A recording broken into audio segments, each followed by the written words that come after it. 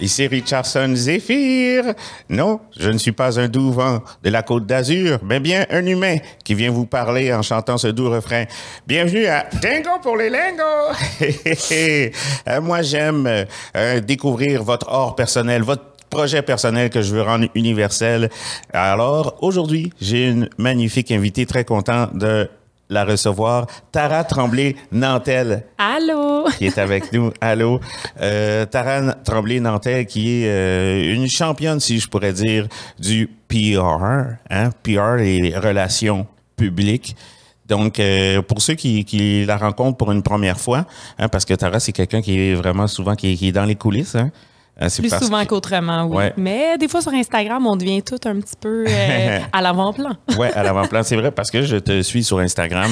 Tu es quelqu'un qui a... En fait, tu sais, qui a la communication facile. Hein, tu aimes parler avec les gens, tu es une bonne oratrice, puis tu fais du contenu qui est intéressant. Donc, pour ceux qui te rencontrent pour une première fois, donc toi, tu as parti ta propre société de relations publiques. Oui, puis j'étais allée vraiment dans l'originalité. Je m'appelle Tara, je fais des communications, fait que ça s'appelle Tara Communication. C'est brainstorm de fou, là. Ben oui, mais en même temps, je trouve que c'est plus simple quand le concept est clair. Là. Moi, comme je fais une soirée d'humour, j'appelle ça les lundis de l'humour. C'est comme ben, c'est clair, mais au moins le monde n'a pas à chercher ou à deviner qu'est-ce qui se passe. Bon point. Fait que c'est comme quand vous pensez communication, pensez à Tara. Tara Communication, oui. Fait que ça fait 8 ans que déjà. Ça existe, Tara Communication. Puis j'ai la chance d'avoir... dans la vie, quand on réussit à trouver, puis je sais que tu as fait souvent des projets récurrents avec certains artistes, certains autres humoristes. Mm-hmm. Ça a été le cas avec moi et Solneige Diaz, en fait, qui est ma partenaire maintenant depuis 7 ans. Fait que première employée de la boîte, devenue une amie, une sœur et là maintenant une partenaire d'affaires. Non, c'est super le fun avec une fabuleuse équipe où est-ce que... Je dis tout le temps qu'on est comme des entremetteuses. Nous, notre mission, c'est de faire tomber les médias, les influenceurs en amour avec nos clients. Voilà. En amour, des cupidons. Des cupidons des communications, toi. Je sais pas si ça se dit au féminin cupidonne ou... Cupidonne, bon, on peut le dire. On le dit. On le dit cupidonne, hein? C'est un peu... Soit c'est le féminin ou c'est espagnol. Cupidonne. Cupidonne, mais c'est correct. Solneige Diaz. Entremetteuse. Donc, avant d'aller dans ton parcours, je me demande, c'est quoi, pour ceux qui nous écoutent, les relations publiques en tant que telles, c'est quoi ça? Qu'est-ce que... en fait, moi, j'aime... il y a plusieurs formes de relations publiques. Moi, le type de relations publiques qu'on fait à l'agence, c'est vraiment des relations médias. Fait que nous, notre but, c'est vraiment de faire rayonner le client, le projet, l'entrepreneur dans les médias. Okay. Je sais qu'il y a des relations publiques, par exemple, c'est davantage de la gestion d'enjeux, de la gestion de crise, de la formation de porte-parole. Il y a différents types, justement, de relations publiques. Nous, on est vraiment dans l'art de faire rayonner. Fait qu'un peu le niveau qui génère habituellement de la visibilité, de la notoriété, qui aide à soutenir les ventes. C'est vraiment une façon de bien voir un retour sur investissement pour les clients. Pour un exemple facile, par exemple, c'est, puis on pourra en parler un peu plus longuement ensemble, mais j'ai eu la chance de faire les relations médias pour Big Brother, célébrité que tu as fait. Et dans le cadre de cette mission-là, en tant que relationniste de presse, mon but, c'est de faire parler de l'émission, que les gens voient, concrètement, qu'est-ce que c'est, qui fait partie de l'émission en tant que célébrité, qui est l'animatrice, d'envoyer l'animatrice en parler sur différents plateaux, différents reportages. Fait que, par exemple, si on écoute Rouge FM et que Marie-Mé est en train de parler de Big Brother célébrité, puis qu'est-ce qui s'en vient cette semaine, c'est le travail d'une personne comme moi ou de mon équipe d'aller positionner, dans le fond, les personnalités ou les produits, tout dépendant du projet, dans les médias. Fait que quand vous entendez une personnalité à la radio, il y a le 3/4 du temps, une relationniste derrière qui a fait le pont, qui a envoyé les informations, qui a convaincu un recherchiste qui est en fait dans l'équipe radio. Par exemple, il y a un recherchiste, des animateurs, un producteur dans une équipe radio, de vouloir recevoir son invité. Et si je fais le parallèle, par exemple, si on lit le magazine Elle Québec et qu'on ouvre son magazine et on voit, par exemple, le Strømspa nordique, les forfaits des fêtes, ben c'est le travail de relationnistes comme moi qui a invité justement la rédactrice beauté à faire « Hey, il y a des des nouveaux soins, il y a des nouveaux services qui sont au Stromspa nordique, voudrais-tu venir les essayer? Et si elle vit une belle expérience, bien, c'est sûr qu'elle va vouloir en parler aux gens qui la lisent pour qu'eux aussi puissent à leur tour aller au Stromspa, vivre cette belle expérience-là. Fait que c'est vraiment l'art de positionner ces beaux clients-là dans les médias pour les faire connaître auprès de tous et chacun afin qu'ils puissent eux aussi à leur tour en profiter. Fait que vous faites le pont vraiment entre le client, que ce soit un artiste ou une entreprise, avec les médias.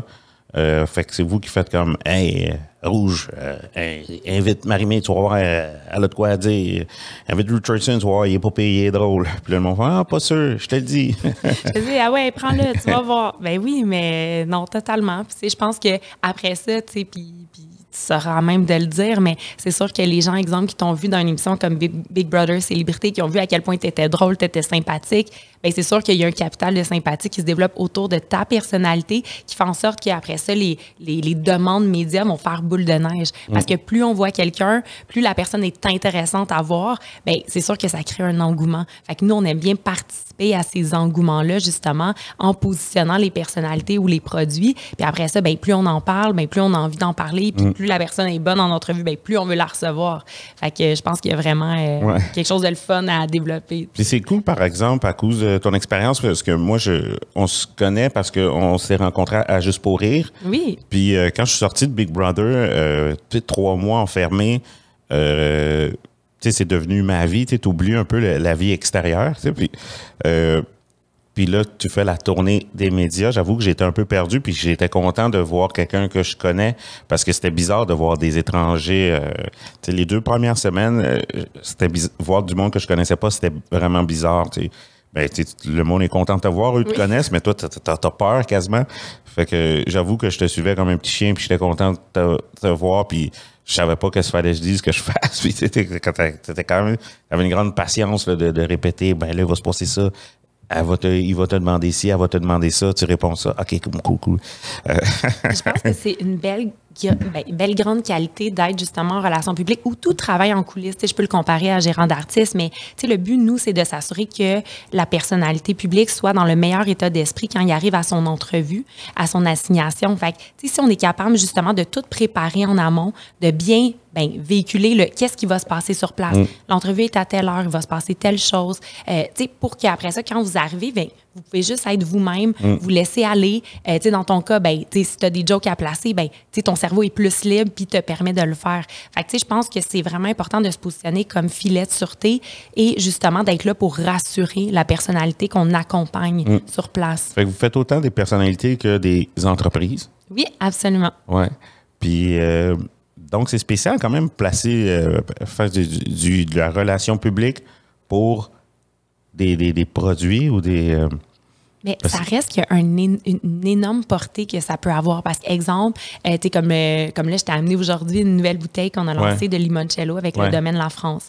Bien, nous, ce qu'on va faire, c'est qu'on va aller cibler plein de personnalités d'influenceurs qu'on sait qu'ils aiment, les spiritueux, les alcools du Québec, pour qu'ils puissent le goûter, en parler à leurs abonnés. Okay. Fait que ça va donner une super belle visibilité pour faire savoir aux gens, « Hey, wow, comme cadeau d'hôtesse cette année, pourquoi tu n'achèterais pas ça? » Après ça, il y a des chroniqueurs gourmands. Tu sais, des magazines, Ricardo, Véro, ils ont tous des pages découvertes gourmandes. Fait qu'à ce moment-là, nous, notre but, c'est de leur envoyer des produits gourmands dans ce cas-ci, mais il y a la même chose pour le créneau beauté, par exemple, et de faire « Hey, regarde qu'est-ce qu'on a de nouveau chez tel client. » On leur envoie toutes les informations, le produit à tester. Parce que moi, je dis tout le temps, si on fait des relations de presse pour un produit, il faut que le journaliste puisse le goûter, l'influenceur puisse le goûter pour en parler. Si ça sent, ça se vit, ça se goûte, ça s'expérimente, bien, il faut voir ça comme un outil de travail. C'est pas, on n'envoie pas une bouteille de vin comme un pot de vin. Non, c'est une bouteille de vin à goûter. Puis après ça, si le journaliste l'aime, bien, il va en parler. Puis il y a des chroniqueurs dans tous les secteurs. C'est la même chose en décoration, en mode. Tu sais, les pages mode. Tu sais, un Jean Héroldi qui présente ses coups de cœur mode. Ben, tu sais, c'est des gens comme moi qui lui envoient, tu sais, « Hey, regarde, admettons, je sais pas moi, Yellow, des nouveautés. Olive Atelier, on a des nouveautés, Rose Bouddha. » Fait qu'à ce moment-là, eux, « Ah, cool, wow, je pourrais en parler à mes lecteurs. » Fait qu'il y a quand même beaucoup de place pour positionner, tu sais, puis avoir de la belle visibilité, les clients. Dans le fond, c'est vous les vrais influenceurs. Vous influencez les influenceurs. C'est vraiment drôle dit comme ça, mais... C'est ça, non? Oui, on est dans la suggestion. Après ça, moi, je dis tout le temps, tu sais, ça reste, on propose, Mais la meilleure relationniste de presse du monde, si elle envoie un parfum qui sent pas bon, le parfum, il va pas être positionné dans aucun magazine, les influenceurs en parleront pas. Fait que je pense que c'est pas une finalité en soi d'être une bonne relationniste. Je pense qu'il faut avoir également un produit qui risque d'avoir du bon potentiel. Fait que c'est pour ça que nous, on les goûte, on les sent, on les boit, les produits, pour être sûr que c'est bon avant. Fait que ça veut dire que vous pouvez refuser des clients. Oui, vraiment, vraiment. Ah ouais. Puis, on va le faire parce qu'on sait dans quel créneau on est bonne. Par exemple, si quelqu'un nous écoute et a une compagnie dans l'automobile, approchez-nous pas, on connaît pas ça, on sait pas comment positionner ça dans les médias. Nous, on va vraiment se concentrer sur des clients qui sont soit dans le secteur culturel, soit dans le secteur de la beauté, du style de vie, de la restauration, gourmand, l'entrepreneuriat, des fondations, parce que c'est des créneaux que avec le temps, que vous avez une expertise, puis que exact, on sait comment bien positionner. Fait que c'est pas, pour nous, c'est pas stressant parce que quand on prend ces clients-là, on a tellement des bons réseaux de contacts médias, influenceurs bâtis qu'on sait qu'on va livrer des bons résultats s'il y a une réelle nouvelle puis si le produit est intéressant. Fait qu'aussi, nous aussi, on se protège parce que il n'y a pas personne qui veut prendre des clients puis après ça, s'excuser de ne pas avoir livré la marchandise. Nous, on ne veut pas se mettre en situation d'échec. On se met tout de suite en situation gagnante qu'on est comme le produit est malade ou l'artiste, c'est super cool ce qu'il fait. On a envie d'aller le propulser dans les médias parce qu'on y croit fondamentalement. Fait qu'un artiste que vous faites, lui, on ne pourra pas le positionner. Qu'est-ce que vous dites? Vous faites comme, désolé, on a un souper, on n'a pas le temps. On n'a pas le temps. Bien, c'est sûr qu'il y a plusieurs façons d'esquiver. C'est sûr que la raison de... Genre, on a trop demandé en ce moment peut arriver. Mais j'avoue que moi, je suis quand même quelqu'un d'assez transparente. Là, c'est beaucoup moi qui est au développement d'affaires avec Solneige de la boîte parce qu'on est une équipe de 7 personnes où est-ce qu'on collabore ensemble pour faire Solneige, le partenaire que je salue. Allô, Solneige? Que tu as eu la chance de voir parce qu'elle était avec moi, tout le temps avec moi. En fait, on est toujours ensemble, indissociables, surtout dans le cas de Juste pour rire et avec Zoufès, où est-ce que elle est excellente dans les pitchs pour positionner des personnalités en ondes. Fait que probablement qu'elle t'a même positionné dans le cadre d'un de tes spectacles, d'une entrevue quelconque. Mais oui, c'est ça. Fait que c'est sûr qu'on peut dire que on n'a pas le temps, mais habituellement, moi, je suis quand même assez transparente dans je pense pas qu'on est le bon partenaire pour te faire rayonner. Peut-être que ça correspond un petit peu moins à notre type de projet habituel ou puis après ça je vais toujours moi je crois vraiment beaucoup au référencement dans la vie. Je suis justement dans l'Alliance des cabinets de relations publiques du Québec. J'ai le poste de vice-présidente promotion, rayonnement et tout. Et on a bâti un document interne où est-ce qu'on véhicule les forces, les clients de chacun également. Fait que moi, quand un client m'appelle et que je trouve que ça colle pas assez à ce que moi je fais, je vais le référer à une agence qui, elle, c'est exactement son créneau d'expertise. Fait que quand je refuse quelqu'un, habituellement, j'envoie tout le temps au moins 3 références. Parce que des fois, on sait pas vers où s'enligner. Puis, même si la personne m'appelle au téléphone pour pouvoir travailler avec nous, je vais quand même prendre le temps justement de lui trouver des pistes parce que je suis quand même très consciente que c'est un domaine très niché, les relations publiques. On ne sait pas trop vers où s'enligner. On va googler agence relations publiques puis on va partir de là. Si moi, tout de suite, j'ai une bonne idée de qui pourrait s'occuper de faire rayonner ce client-là, bien, je vais tout de suite essayer de le renvoyer à la bonne personne. Puis en même temps, bien, c'est bon pour l'industrie parce que je veux dire, les agences, qu'ils soient satisfaits, oui, exact. Donc, vous n'êtes pas en mode compétition, même vous envoyez des clients. Oui. Puis, donc, il y a une alliance. Oui, exact. C'est une alliance, en fait. Il faut faire un gros examen pour en faire partie. En fait, ça nous certifie A+. Fait qu'en fait, c'est un questionnaire qui a été bâti de par les années qui, dans le fond, parle des bonnes pratiques en relations publiques, tant sur le plan de, avec les clients, avec les employés, etc. Et pour être dans l'Alliance des cabinets de relations publiques, on est 15 cabinets, il faut être certifié A+. Fait qu'à ce moment-là, c'est une assurance de plus aussi pour les clients. Très honnêtement, je veux dire, on a eu des clients qui nous ont appelés qui avaient été ultra échaudés par d'autres agences de relations publiques. Ça reste un domaine où, habituellement, les gens en relations publiques sont relativement charismatiques, des bons vendeurs. Mais après ça, c'est de s'assurer que ce qu'on vous vend va être réalisé aussi. Moi, je dis tout le temps, demandez des exemples de projets similaires aux vôtres qui ont été réalisés et les résultats que vous avez obtenus. Parce que c'est facile de faire « Ouais, je connais bien du monde à la presse et au Journal de Montréal. » Mais tu sais, c'est pas exactement comme ça. Là. C'est pas on s'envoie un texto sur le site. C'est non. Il y a un communiqué de presse, il y a une stratégie, il y a des produits, il y a des CV, il y a tout ça qui est mis en place. Puis, Tu sais, ceux qui sont comme, ah ouais, je connais du monde là, tu sais, des fois, il faut s'en méfier, tu sais, aussi, là. Fait que, tu sais, je pense que c'est une belle assurance quand tu es comme, OK, ce cabinet-là est dans une alliance, il a fallu qu'il passe un examen pour en faire partie, ils doivent savoir de quoi ils parlent. Fait que, tu sais, moi, je sais que ça me rassurerait aller faire affaire avec un créneau que je connais moins, exemple. Fait que ce cabinet-là, toutes les alliances, ben vous parlez ensemble, vous avez des meetings, puis c'est quoi, vous essayez de améliorer la pratique, genre? Absolument. Tu sais, je pense que surtout, en ce moment, depuis la pandémie, il y a eu beaucoup de pénurie de main-d'œuvre. Tous les secteurs sont à peu près touchés et notamment le nôtre. Justement, on dirait que les diplômés en relations publiques, en communication sortent, puis il y a plus de postes que de candidats. Puis après ça, il faut se faire valoir. OK, est-ce que les diplômés en relations publiques ou en communication vont aller du côté client, c'est-à-dire, on parlait de Juste pour rire, vont aller travailler en interne chez Juste pour rire. Ou en dans interne. une agence de relations publiques qui, eux, vont travailler avec ce type de clients-là. Fait que, tu sais, nous, c'est un peu de tirer notre épingle du jeu puis de montrer que, hey, c'est donc bien le fun de travailler en cabinet, voici pourquoi. Fait que, on participe à des événements, on fait des billets de blog, tu sais, on essaie de justement faire valoir pourquoi aller en agence versus en entreprise pour sa carrière et s'entraider entre nous parce que ça devient comme un problème d'industrie. C'est comme tout le monde a besoin de main-d'œuvre. Fait que let's go, on met des efforts pas la compétition, ensemble. vous travaillez ensemble. Fait que là, toi, pour avant de monter ta société, tout ça, t'as étudié là-dedans. T'as-tu toujours su que tu voulais faire ça? T'as commencé? Non, j'ai vraiment... c'est drôle parce que j'ai étudié au Conservatoire La Salle avec Charles, réalisateur aux consoles. Represent. Yeah! On préfère la balade de Charles Licuc que je ne vous ferai pas de Mme Sylvia Garriépi. Ça serait vraiment douloureux pour tout le monde, mais bref, petit clin d'œil de gens qui ont étudié au Conservatoire La Salle.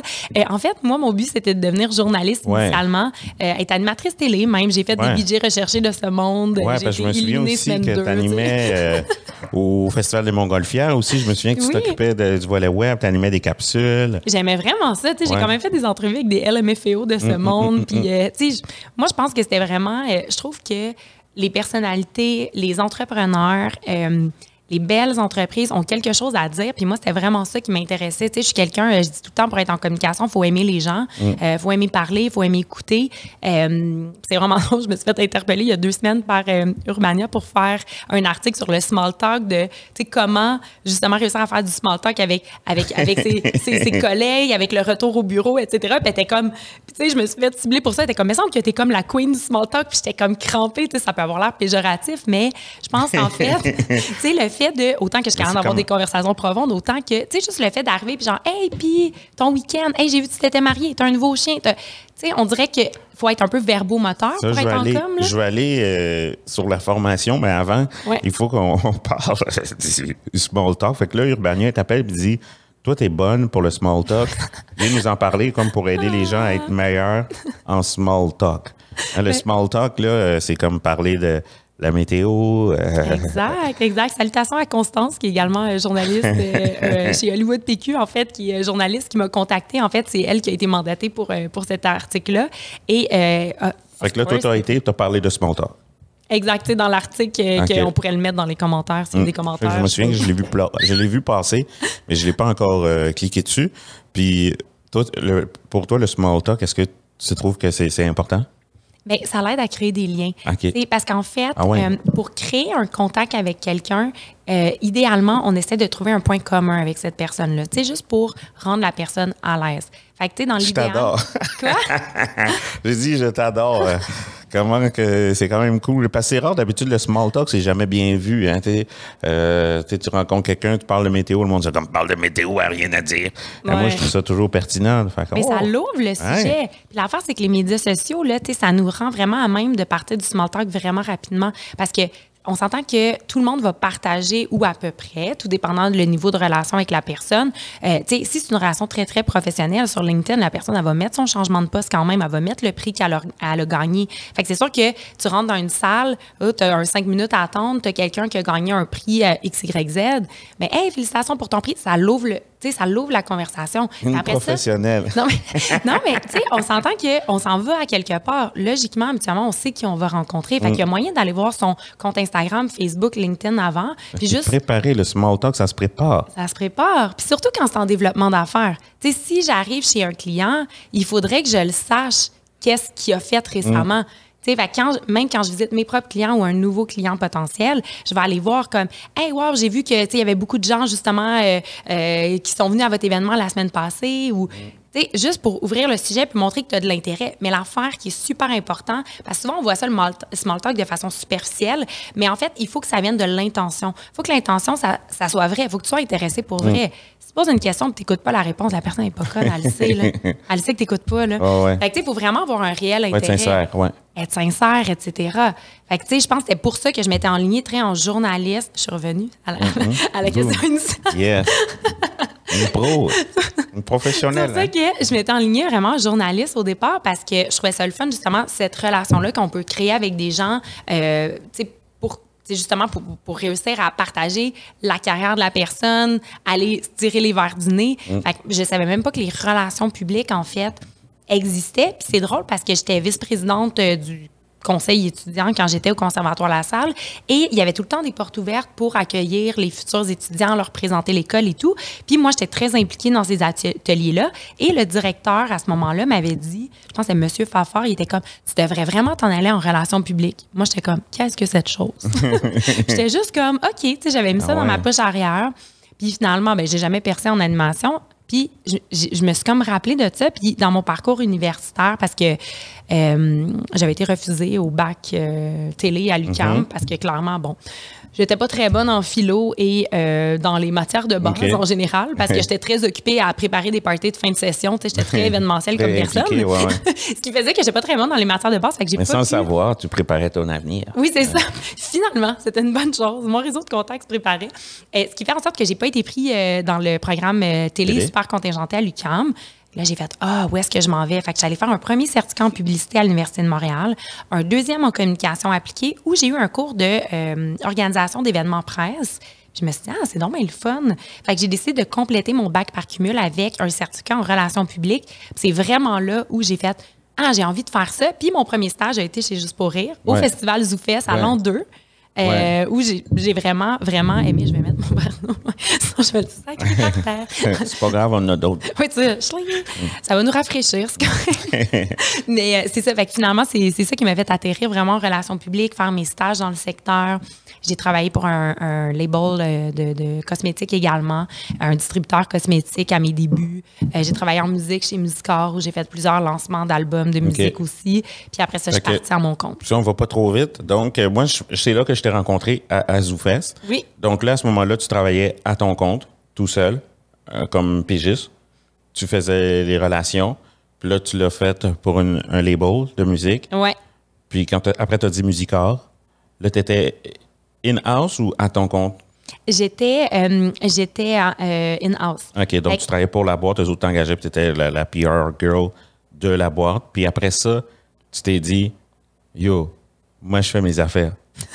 Eh oui, mais en fait, c'était super... C'est cette phrase-là, t'as dit, hein? Oui, je me lance. Ouais. Genre. Yo, je me lance. OK. Mais en fait, c'était juste avant que ça devienne trendy, l'entrepreneuriat. Fait qu'en fait, moi, je me suis lancée dans toute ma belle naïveté de... Ah, il y en a d'autres qui font ça, je vais faire ça. J'avais l'été des Vediti où je connaissais bien quelqu'un aux communications qui était comme « Hey, j'aurais besoin d'un coup de main. » Fait que j'ai eu mon premier contrat avec l'été des Vediti qui était au départ assez anglophone comme culture puis qui avait besoin de rayonner dans les médias francophones. Fait qu'on les a vraiment aidés et épaulés durant 3-4 ans. C'est quand même gros. Là, on réussit à être dans tous les médias. Ça a été un des premiers clients à l'agence. La Maison Lavande aussi s'est rajoutée assez rapidement aussi pour devenir... tu sais, puis les filles travaillent de façon absolument fantastique sur les médias sociaux. Ça, c'est en quelle année, ça, que tu ouvres ta boîte? C'est en 2013. 2013. J'avais 25 ans. Puis là, c'est comme, à 25 ans, le 25 juin. Yo, je me lance. Puis là, t'es tout seul, t'es avec Sol Neige. Je suis toute seule au départ. J'étais toute seule 1 an. Ah ouais. J'ai fait le cours de lancement d'entreprise de l'École des entrepreneurs. Tu sais, parce que c'est drôle, parce qu'il y a tellement de choses qu'il faut penser quand tu te lances en entrepreneuriat. Moi, au départ, je m'étais dit, OK, je vais me faire un salaire décent. Tu sais, je vais charger comme 30 de l'heure, tout ça. Mais non, ça marche pas comme ça. Il faut que tu fasses une étude de marché puis tu regardes, OK, combien chargent les autres professionnels en relations publiques et que tu te positionnes dans cette gamme de prix-là parce que d'un, tu veux pas casser les prix de l'industrie. De deux, ben, de la manière que ça marche, c'est que tu travailles pas 40 heures semaine à 30$ de l'heure. Ça se peut qu'il y ait des semaines que tu travailles 10 heures, d'autres que tu travailles 70, tu sais, ça dépend. Fait qu'il faut que tu ajustes ton prix en fonction d'eux. Il faut que tu penses aussi que quand tu es une agence ou un pigiste externe, tu sais, ils n'ont pas de cotisation d'employeur à te payer non plus, là. Fait que c'est sûr que c'est d'offrir un service clé en main. Puis aussi, tu sais, c'est sûr que c'est très niché parce que nous, on parle à tous les jours de notre vie avec des médias. Fait que c'est sûr qu'on est des accélératrices de relations. Fait que, tu sais, admettons quelqu'un in-house, des fois, qui communique peu avec les médias, exemple 2 fois par année, ça va lui prendre 6 courriels avant d'avoir un retour. Ouais. Versus moi, ça va peut-être m'en prendre 1 ou 2 si la personne est dans le jus. Ouais, c'est ça. Ça va plus vite. Puis la personne va te dire, il y a une sincérité, fait que la personne est honnête, elle te le dit tout de suite. Yo, ça Exact. marche. Non, ça marche pas. Oui, c'est ça. Oui, non, peut-être. Mais c'est ça, parce qu'ils savent que demain, on risque de leur écrire pour un autre client. C'est un autre sujet. Fait que, ils peuvent se permettre de, hey, oui, c'est plus aligné, c'est moins aligné. Ah, attends, parle à telle personne. OK. Eux, ils aimeraient couvrir ça. Fait que, bref, fait que c'est ça. Fait que, au départ, ça m'a permis de vraiment monter un peu mon plan d'affaires. Puis je travaillais du condo. Puis même sur le neige, durant les premières années, parce que c'est pas évident. Il faut quand même que tu aies un certain flot de roulement pour être capable de te payer, toi, un salaire, payer un salaire à quelqu'un, te payer des bureaux. Tu sais, il y a plein de choses. Fait que Solneige a eu les clés de mon condo pendant 2 ans. Elle venait travailler avec moi et mon chat. Puis, tu sais, des fois, si pour une raison X, je me levais en retard, ben elle m'attrapait en robe de chambre le matin. Là. C'est pour ça qu'on est devenus, je pense, un peu comme des sœurs à ce stade, parce que, tu sais, on est tellement, tu sais, bâti tout ça ensemble que, tu sais, je trouve ça beau de me rappeler que c'était ultra minimaliste au départ. Puis là, ben, on a des bureaux. Ouais. Puis, c'est ça, une entreprise, c'est un mariage. Là, quand tu as un collègue, vous devez bien vous entendre. Là. 100%. Absolument. Fait que c'est cool, vous avez monté la boîte. Puis là, maintenant, je pense que la boîte a quand même bien grandi. Vous êtes rendu plusieurs. Puis, tu as dit que vous aviez, au début, tu as parlé comme vous faites la relation publique plus artiste, média, mais il y a d'autres sortes de relations publiques. Il y a relations de crise. Oui, gestion de crise, gestion d'enjeux, tu sais, ce qui est un peu... gestion d'enjeux. Relation de crise, j'ai un peu une petite idée, là, c'est genre quelqu'un fait un faux pas, il se met un pied dans la bouche, puis là, il décide d'envoyer une relation de crise, une agence de relation de crise pour l'aider à se sortir de l'embarras. Gestion d'enjeux, c'est quoi? Bien, c'est sûr qu'exemple, le secteur politique a automatiquement plus d'enjeux. Fait que tu as vraiment besoin de stratégie pour voir arriver les balles. Tu sais, de vraiment comme, OK, tu sais, comment on va réagir à telle nouvelle? Parce que, par exemple, tu sais, les personnalités dans le secteur, justement, politique, vont souvent se faire interpeller par les journalistes. OK, telle nouvelle loi est en train, justement, de s'implanter. Quelle est votre position là-dessus? Fait que c'est tout le temps de, OK, quelle est ma réelle position? Qu'est-ce que je veux dire? Qu'est-ce que je peux pas dire? Tu sais, c'est de voir, OK, si je dis ça, est-ce que ça l'impacte tel comité environnemental? Fait que c'est vraiment d'être capable de voir le big picture et de voir, OK, quelle est la meilleure façon, justement, de définir ma stratégie? Oui, de communication, relations publiques, mais concrètement, stratégie globale de...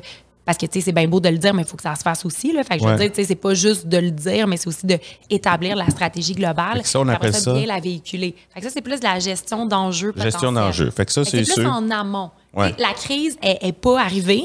On la prévient. Tu fais tout pour la prévenir. Ça, c'est relation d'enjeux. C'est ceux qui vont dire aux politiciens quand dire la vérité et quand mentir. Non, c'est de la stratégie, mais, tu sais, des bonnes relations publiques, ça va toujours être dans la transparence puis dans le bien de véhiculer les bons messages. C'est bon, tu parles pas contre eux, t'es bonne. Puis, est-ce que, tout à l'heure, tu as parlé de l'Alliance? Oui. Hein? C'est l'Alliance des... Cabinets de relations publiques du Québec. OK. Puis... ACRPQ.com. ACRPQ.com. Voilà. Et dans cette alliance-là, est-ce que il y a plusieurs types de relations? Est-ce qu'il y a des boîtes de relations d'enjeux puis des boîtes de gestion de crise? Absolument. Il y a des cabinets comme plus connus qui marquent l'imaginaire, notamment national, le cabinet national qui est très connu. Il va y en avoir beaucoup aussi qui sont basés au Québec ou d'autres des cabinets mondiaux. qui ont des bureaux un petit peu partout. Je regarde, admettons, il y a un Morin Relations publiques qui est fondé, basé ici. Il va y avoir juste parce qu'il faut que j'en nomme, il y a un Massy Langlois Forget également qui est basé ici, mais il va y avoir justement des grosses bannières également qui vont pouvoir être représentées à travers l'Alliance. Mais vous pouvez aller voir justement dans l'onglet membres.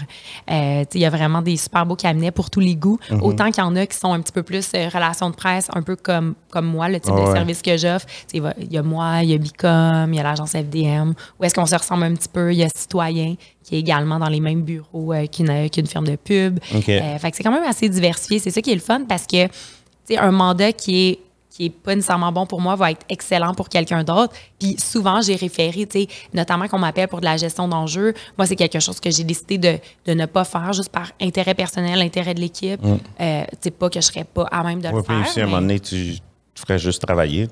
Oui, c'est ça. À un moment donné, il faut laisser de la job aux autres. Là, fait que, oui, absolument. Est-ce que ça arrive que des boîtes, sur un mandat, vous allez travailler ensemble, travailler comme... Oui, ça peut totalement arriver. Parce que des fois, il y a effectivement plusieurs niveaux. Quelqu'un va plus faire la gestion d'enjeux d'un projet pendant que l'autre va faire l'événement de lancement. Des beaux gros projets, souvent, on va être plusieurs cabinets dessus. Et également, je regarde, nous, on est spécialisé pour le Québec. Mais, exemple, si on a besoin d'avoir de l'aide du côté du Canada anglais, ça va m'arriver des fois de faire « Hey, Casacom, vous avez des bureaux à Toronto, on aimerait justement voir est-ce que vous pouvez faire le pendant anglophone de notre stratégie. » On va pouvoir s'aider entre nous comme ça. OK. Wow! Mais c'est le fun. Puis après ça, je pense que c'est tout le temps... faut que ça vienne beaucoup de soi. Là. Moi, je sais que je suis une personne très collaborative. La plupart des cabinets également autour de la table aussi. Peut-être que je vois la vie, je vois relativement la vie avec un peu des lunettes roses aussi. Là, je suis très réaliste optimiste, je me dis, dans mon style. Mais c'est ça. Fait que moi, je perçois pas les compétiteurs comme de la compétition. Je me dis, il y a de la business, il y a de l'argent à faire pour tous les bons cabinets. Je pense la même affaire que toi dans la vie. Les compétiteurs, ça n'existe pas. C'est vraiment nous qui se met ça dans la tête. Là, mais ce monde-là t'enlève rien. T'sais. Non, 100%. Au contraire, plus tout le monde fait ça bien, ça fait juste... Ça relève le niveau. Bon nom puis ça donne un bon nom pour la profession. Fait que ça fait juste créer de l'ouvrage. Au contraire, là, plus tout le monde le fait bien. Ah ouais. Là, moi, je pense qu'il n'y a rien de pire que... Puis chaque industrie en a, là, mais des charlatans, justement, un peu comme je parlais tantôt, là, qui vont te vendre un peu le front du Journal de Montréal, puis que finalement, ça ne marche pas comme ça. Ça, je trouve ça vraiment plate. Quand un client m'appelle, puis que, je le sens qu'il est méfiant, qu'il pose des questions, puis je suis comme, voyons, Colin, tu venais vivre dans mes shirts, puis là, je suis comme, est-ce que vous avez travaillé avec d'autres cabinets avant? Puis là, je me rends compte qu'ils ont été échaudés. Puis je suis comme, OK. Puis ce qui est plate, c'est que ça devient des clients qui sont un petit peu plus difficiles pour nous parce que, nous, je veux dire... Ils ont une blessure. Exact. Fait faut comme, on est toujours très dans la transparence, dans les documents partagés, dans le oui, on a parlé avec Elle Québec, voici ce qu'il a dit, oui, non, peut-être, tel dossier. On va véhiculer de l'information. Je pense que c'est pas on te donne le mandat, puis après ça, tu croises les doigts pour avoir des résultats. Non, tu es à même de demander des suivis à savoir, OK, qui veut me parler en entrevue, qui veut parler de mon projet, etc. Mais c'est ça. Ça fait qu'on le voit, ceux qui ont été échaudés, parce que c'est ceux qui te demandent le plus de comptes. Puis nous, on est comme, tout va bien. Regarde tous les résultats que tu as, regarde tout ça que tu vas avoir.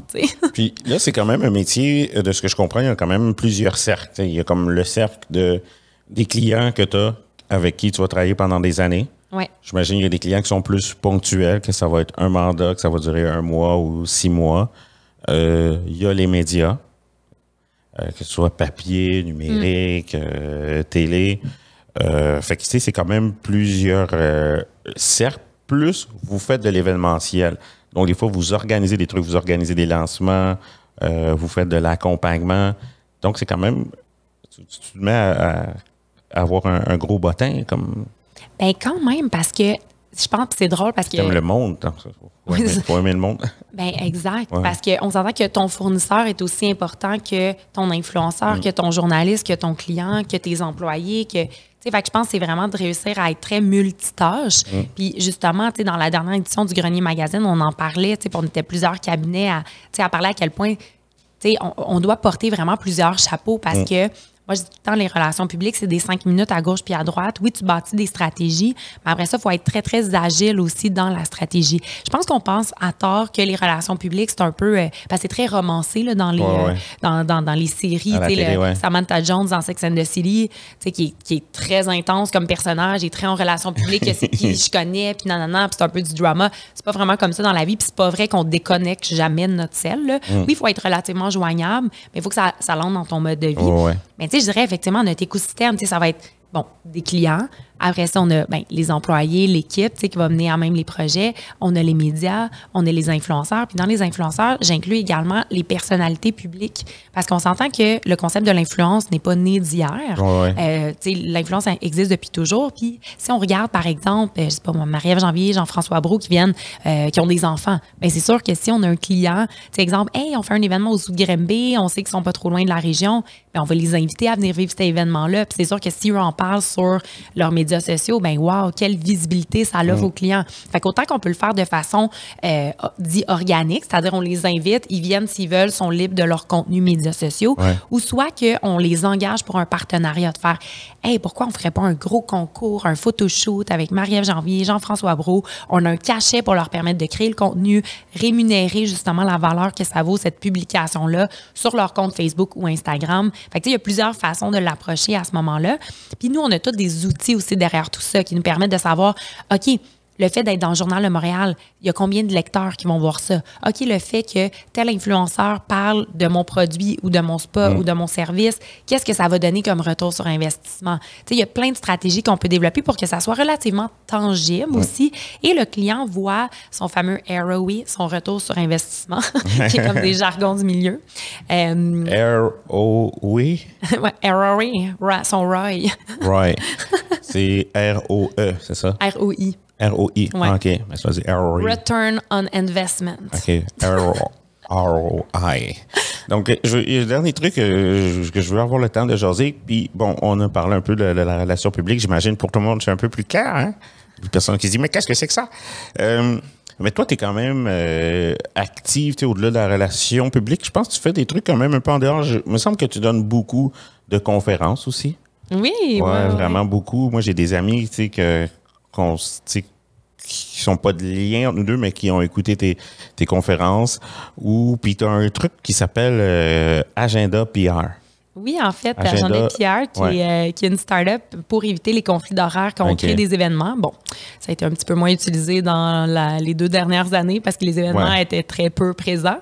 Mais en fait, la mission de cet outil-là, c'était vraiment pour éviter les conflits d'horaires quand on organise des événements, pour pas qu'on soit 8 restaurants à ouvrir en même temps, 6 lancements d'albums qui ont lieu en même temps. Fait que c'était vraiment pour être collaboratif dans l'industrie. Puis on s'est mis à faire justement des journées de conférences pour financer cet outil-là, mais c'était super intéressant. T'sais, on a eu des journalistes de la presse, on a eu des animatrices, des Isabelle. Mais l'idée en tant que telle, là, juste pour être sûr que tout le monde nous suit, c'est comme vous avez décidé de créer comme un agenda, un genre de calendrier en ligne pour tous ceux qui créent ou qui font des événements dans les relations publiques. Oui. De mettre ces événements-là dans le calendrier pour que personne book des événements en même temps. Exact, pour éviter les conflits d'horaires dans l'industrie. C'est quand même gentil de faire ça parce que ça t'amène à rien de faire ça. C'est juste comme pour que ce soit cool. Oui, puis en toute transparence, on a essayé parce que c'est énormément de temps. Puis j'ai la chance d'avoir mon frère Julien Tremblay puis Sol Neige qui est partenaire avec moi, mais Julien crée des sites web dans la vie et a créé toute la technologie qui vaudrait une petite fortune si on devait payer un intégrateur web et un designer web. Mais tu sais, je te cacherai pas qu'on a eu des gros enjeux de comment on finance cet outil-là. Parce que c'est nous, tu sais, il y a une de mes amies, salutations Marianne Boisvert, qui dit hey, comme, my God, t'es bonne de faire ce travail parascolaire-là. Parce que techniquement, c'est un peu du bénévolat qu'on fait pour l'industrie. Tu sais, je veux dire, puis en début de carrière, ça nous faisait pour l'industrie, là, c'est pas pour... Non, c'est ça. C'est vraiment pour l'industrie. Puis en ce moment, on essaie de le revendre à des plus gros joueurs dans l'industrie. On n'a pas réussi. Fait que on se questionne beaucoup à savoir, je pense, idéalement, on aurait aimé ça qu'un gros joueur reprenne cet outil-là pour avoir le moyen des ambitions. Parce que oui, ça génère des visites, des clics, des choses comme ça. Fait que si vous voulez nous acheter, appelez-moi. Parce que, à un moment donné, on se rend compte qu'on est comme, la croissance de l'agence, ta communication va vraiment bien. Ce qui fait que, c'est plus dur d'avoir un projets parascolaires. Cette année, on a décidé de ne pas organiser la journée de conférence parce que c'est du temps, là. De booker. Puis on se forçait parce que on allait chercher l'éditeur du Devoir, on allait chercher des chroniqueurs, des animatrices vedettes, vraiment pour qu'ils parlent de la réalité, des gros influenceurs pour parler de la réalité du domaine. Bref, à voir. Mais effectivement, je pense que ça a été quelque chose qui nous a permis de connecter avec des super belles personnalités du milieu parce qu'on les invitait à participer à nos événements. Mais j'ai l'impression que, à un moment donné, comme je dis tout le temps avec Sonneige, on est comme l'aventure entrepreneuriale la moins payante de notre vie, à Jean de Pierre. Voilà. Mais on a fait du bien au suivant. C'est plein de vertus. C'est une bonne idée. Je trouve ça vraiment extrêmement cool comme idée. Donc, merci tellement, Tara, d'avoir répondu à l'appel et d'être venue parler avec nous des relations publiques. Et puis, je suis content d'en avoir appris sur le small talk. Hein? Ça me fait plaisir. Quand même, c'est pas fou. Puis, de voir comment tu es préparé. C'est le fun pour le small talk. J'avais jamais pensé à ça, mais j'en prends bonne note. Merci aussi pour le beau cadeau que tu nous as amené. Je pense que j'ai envie de le montrer avant qu'on quitte. Je sais pas si c'était tes games de Charles de nous montrer le beau cadeau que tu m'as amené. Mais en tout cas, c'était game, là, parce que, tu sais, des fois, on pense que c'est simple, mais il y a vraiment beaucoup de travail derrière un colis qu'on envoie à des personnalités, à des médias, à des influenceurs. Ça, je vois vos stories quand vous préparez. Là, comment on appelle ça, du prepping packaging? C'est quoi le mot, vous dites? Après, c'est le unboxing. Fait que là, ce que tu vas faire en ce moment, c'est un unboxing. Yeah! I'm gonna unbox au podcast. Alors, déjà, Master Belle Boîte. Hein? Avec un petit... Hein? Ouais, désolé, ouais. Donc, ouais. C'est pour ça que je suis pas influenceur, hein. C'est vraiment juste un comique, peut-être comique. C'est ce que j'ai ouvert la boîte tout à l'heure, puis là, je sais pas comment je l'ai refermé. Yeah! Right. Regarde-moi ça. Il y a déjà qu'il y avait un beau ruban. Limoncello du domaine La France. Un limoncello québécois. Oui, ce qui est relativement rare, parce qu'habituellement, c'est fait en Italie, mais... Puis là, ce qui est le plus fou, c'est que la boîte, elle sent bon. Oui, puis à l'intérieur, tu vas voir, en fait, une chandelle. Oui, la boîte sent super bon. Tu as même un sambon pour la voiture, tu as des verres. Ah, j'ai un sambon pour la voiture? Oui, on s'est dit... On y va all-in sur la thématique limoncello et tu as même des graines pour te faire toi-même ton citronnier à la maison. Ah ouais? Et tu pourras nous updater là-dessus à savoir comment il pousse. Et des cocktails également à essayer. Les verres et mon sambon. Ben ça, je vais l'utiliser, le sambon, parce que je passe beaucoup de temps en voiture, hein, comme je suis un blagueur. Puis, tu sais, pour peut-être résumer le pourquoi, pour pas que ça fasse juste genre, allô, on est venu plugger un client. Tu sais, je pense que c'est pour démontrer à quel point il y a vraiment de l'effort mis derrière les packaging des envois PR parce qu'il y a de la compétition. On s'entend qu'on n'est pas les seuls qui sont en train d'envoyer des nouveaux spiritueux, des nouvelles bouteilles à offrir pour les fêtes. Fait que je pense que c'est tout le temps l'heure de se démarquer, de mettre la petite attention, de mettre un petit mot personnalisé, de s'assurer justement qu'on crée une relation, qu'on va cibler les bonnes personnes. C'est sûr que quelqu'un qui a décidé d'être sub, par exemple une Lisande Nadeau, on peut pas y envoyer ça. Ça serait un échec PR. Il faut vraiment cibler les bonnes personnes pour les bons produits à ce moment-là. Puis s'assurer que ça fasse voir. Wow. Ben, j'ai été vraiment contente de te recevoir, Tara, et merci d'avoir répondu à toutes mes questions. J'espère que j'ai répondu à vos questions sur les relations publiques. Qu'est-ce que c'est? Donc, je vous invite à continuer à nous regarder, à nous suivre. Abonnez-vous! Hein? À mon petit podcast, si comme moi vous êtes dingo pour les lingos. Est-ce que tu veux dire bye-bye à tout le monde, Tara? Oui, puis au plaisir de small talker avec vous. Un de ces quatre. Hein? Une professionnelle. Bye-bye.